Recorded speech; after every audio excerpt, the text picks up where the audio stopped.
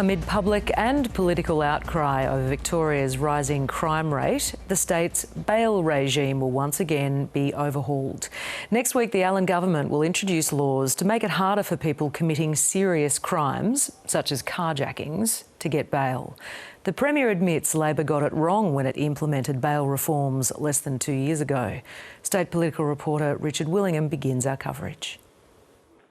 Home invasions, carjackings, dangerous pursuits and armed thugs. A scourge that's finally being tackled.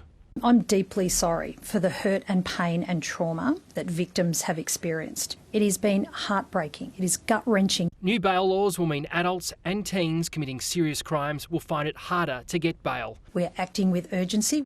Among the changes, the government will make community safety the top consideration when deciding bail. For youth offenders, remand will no longer be considered a last resort. And for those caught committing a serious offence whilst on bail, the test for bail will be even harder. It will target repeat reoffenders of the very worst crimes, the crimes that we are seeing at the moment that is driving fear within our community. The reforms focus on home invasion and carjackings and essentially reclassify those crimes as more serious, lifting the threshold for bail.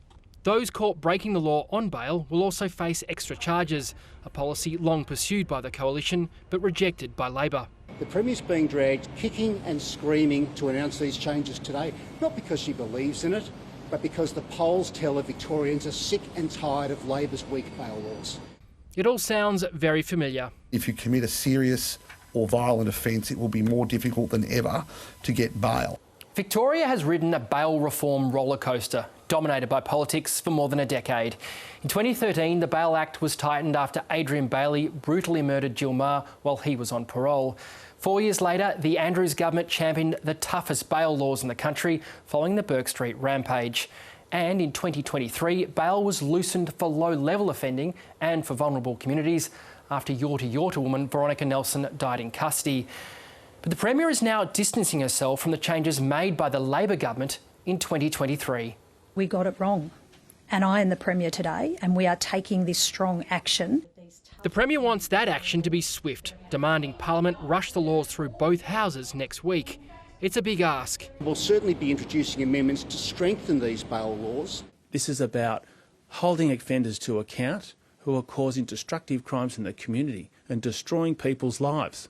And despite Labor resisting opposition attempts to ban machetes, the weapon will soon be outlawed. Richard Willingham, ABC News, Melbourne.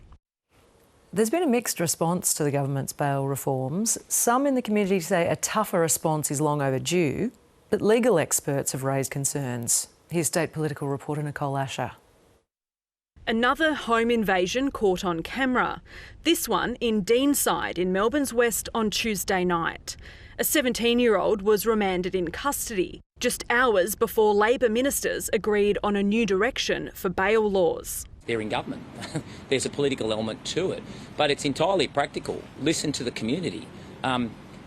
There's about 7 million Victorians and they're screaming for this change. No penalty results in just a sliding door of catch and release. I hope it works. My boyfriend lives like a couple of streets over, and his street gets people coming down it, scoping out the houses every night. Those safety fears are front of mind for a government in the midst of a crime wave.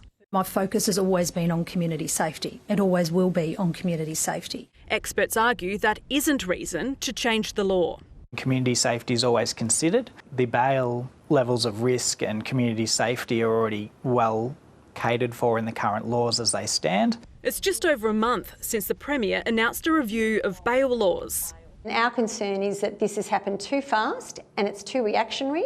Amid concerns about a lack of consultation, Victoria's Aboriginal Legal Service was one group that did get a say, warning Victoria's most vulnerable will suffer if bail is harder to get. The dangers of these reforms were explicitly put to the Attorney-General, yet the government has still decided to introduce the reforms as they are.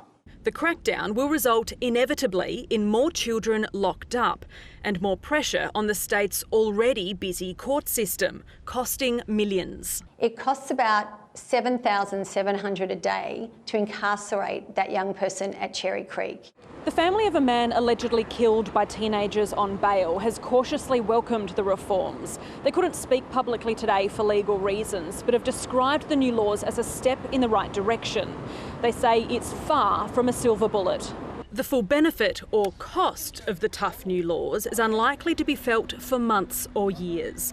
Nicole, ABC News, Melbourne.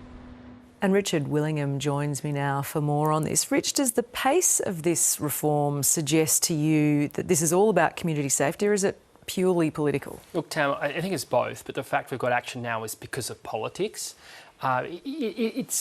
There's been a near doubling of aggravated burglaries over the past 5 years, and the government says 64% of those offences have been committed by people under 20. And most concerning is that so many offenders are already on bail, frustrating police and politicians.